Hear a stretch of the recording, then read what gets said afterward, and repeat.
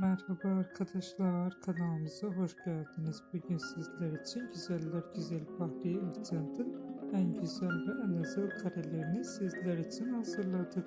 Fahriye Evcen, Çalı Kuşu, Yaprak Dökümü ve birçok dizilerde ve filmlerde rol almıştı ve herkes tarafından çok beğenilmişti.